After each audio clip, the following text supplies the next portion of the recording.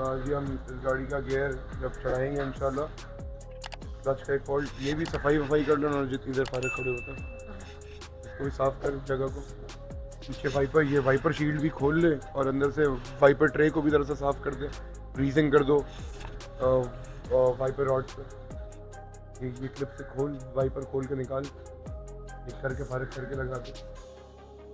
ये अपनी वही इजरायली गाड़ी है सिविक के, हमने क्विक रिसर्च किए थे इस गाड़ी के ऊपर। ये मेरी पर्सनल गाड़ी ही समझें एक तरह से, ये मैंने लॉस किया, तो इजरायली गाड़ी वाला factor is just like joke. अच्छा, इसमें ना जो मज़े की एक समझने वाली बात है, इसमें दो प्रॉब्लम, इसमें ना दो क्रूशल फॉल्ट थे। फॉल्ट एक था, रीज़न उसके दो अलग अलग थे।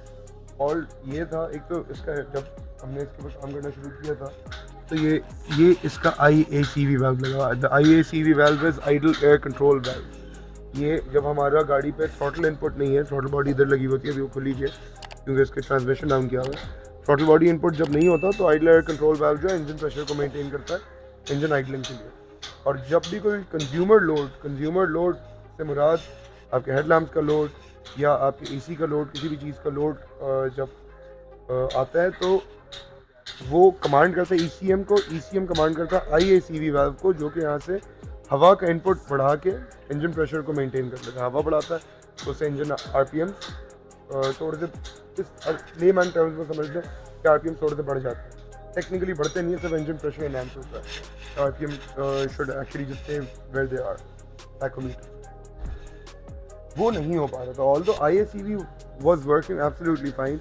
IACV जो है, जब पहले काम हो रहा था, जब हम बगैर कंज्यूमर लोड के गाड़ी को देखते हैं तो IACV बिल्कुल फिट होता, काम करता, RPM को गिरने नहीं देता, टैकोमीटर वाज एब्सोल्युटली फाइन। लेकिन जब भी हम इलेक्ट्रिक लोड, यानी हम सिर्फ अगर पार्किंग लैम्प्स भी ऑन करते तब भी ये RPM डाउन कर देता, जिसकी वजह से that's when we started diagnosing.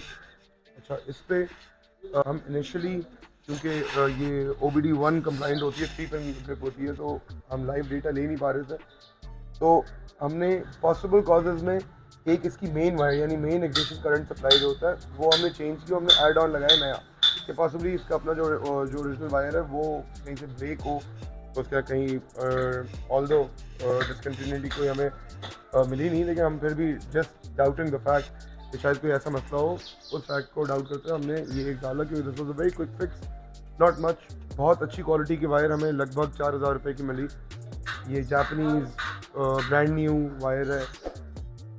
असल में मैं नाम भूल गया हूँ मैन्युफैक्चरर का, और मैं आपको मैन्युफैक्चरर का नाम भी बता दूँ। 4000 रुपये की मिली, 10 mm वायर, अबाउट हमने ली थी तकरीबन 6 मीटर की, और पूरी मेन वायर चेंज करना, वो भी की, बेहतरी आई, गाड़ी सही नहीं हुई।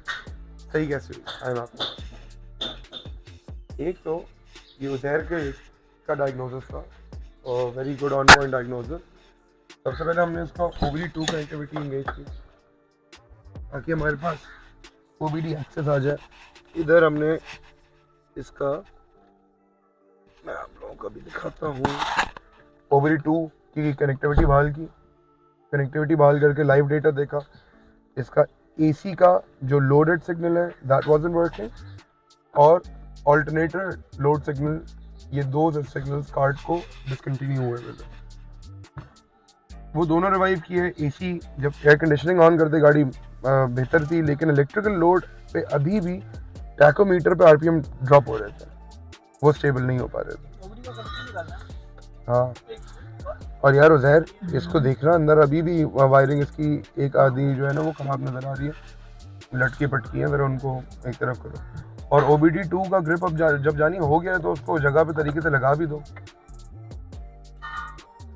ताकि वो घुसे बगैर। अब बॉयज़ ने अपने ये 16 पिन कनेक्टर ले लिया ताकि अब ये किसी के लिए भी गाड़ी स्कैन करना बिल्कुल सिंप्लीफाइड, आसान है। इसको उज़ैर इसी तरह की पोजीशनिंग करके लगा भी दो ना, मतलब ऐसे सामने नज़र ना आए, लेकिन इस तरीके से। अच्छा, अब उज़ैर बताएगा आगे कि दूसरा फॉल्ट क्या आया उज़ैर, जब हमने इसका AC लोड कार्ड पे ऑन कर लिया, ऑल्टरनेटर लोड कार्ड पे ऑन हो गया, ECM जो है वो डायग्नोज करना शुरू हो गया, फिर भी आरपीएम गिरा रही थी इलेक्ट्रिकल लोड पर। तो फिर क्या था बताओ?